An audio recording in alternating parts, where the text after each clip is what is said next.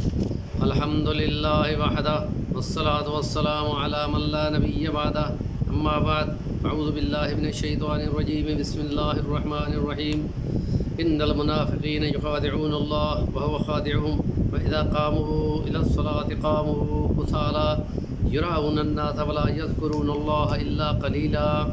سورۃ النساء آیت نمبر 142 پانچواں پارہ۔ اور خدا رب العزت فرما رہا ہے کہ منافق لوگ اللہ کو دھوکہ دیتے ہیں۔ وہ اللہ کو کیا دھوکہ دے سکتے ہیں؟ اللہ ان کو دھوکہ دیتا ہے۔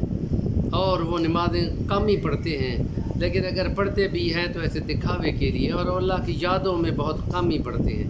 علامہ ابن قیم اپنی کتاب میں لکھتے ہیں کہ گویا یہاں اللہ کا یہ بیان کرنا کہ جو منافق لوگ ہیں وہ اللہ کی یادوں اور اللہ کی ذکر میں کم ہی پڑھتے ہیں، تو جس نے اپنا نام ان کی لسٹ سے نکلوانا ہو تو وہ یہ کرے کہ زیادہ سے زیادہ ذکر اذکار میں ہو۔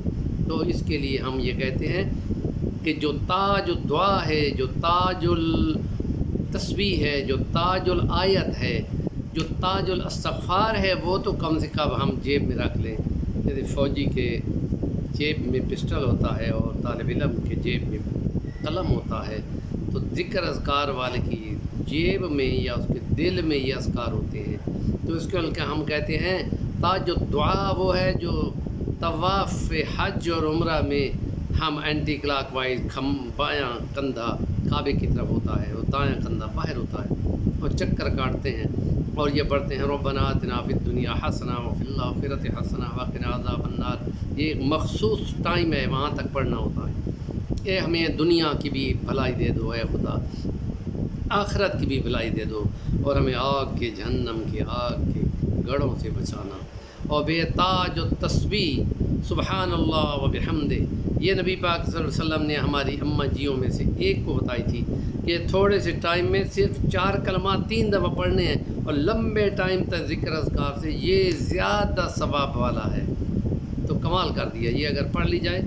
تو کسی مولوی صاحب کے نزدیک جو ظفر ولی صاحب ہیں رحمۃ اللہ علیہ، وہ فرماتے ہیں کہ جس نے صبح کی نوافل جو سورج نکلنے کے بعد ہوتے ہیں وہ نہ پڑھنے ہوں یا کہیں جانا، تو یہ تسبیح 3 بار پڑھ لو، 4 کلمات سبحان اللہ و بحمدہ عدد خلقہ ورضا نفسہ وزنۃ عرشہ ومداد کلماتہ۔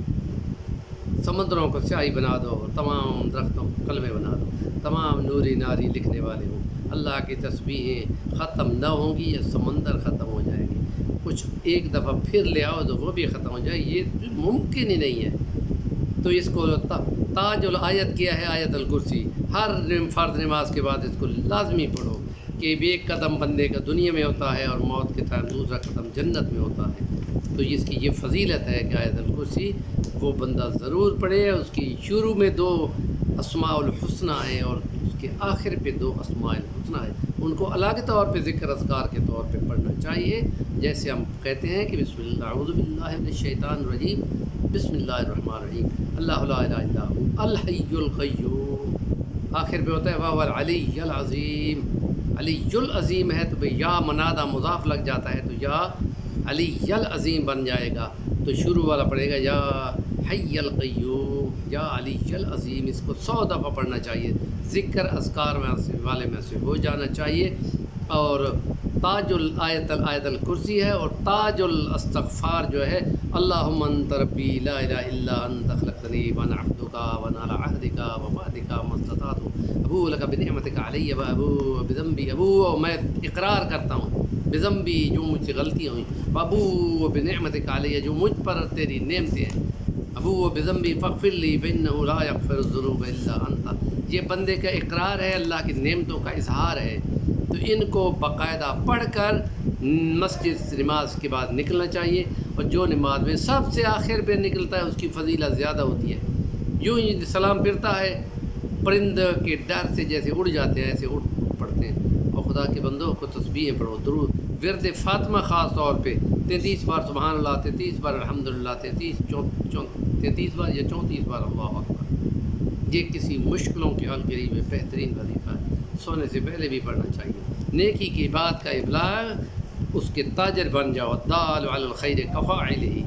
وآخر دعوانا الحمد للہ رب العالمین۔ صفی الرحمن الوانی چینل کو ضرور سبسکرائب کر لیں. تمام الوانین حضرت حسین علی الوانی کی نسبت سے اشاعت و توحید والے تمام ساتھی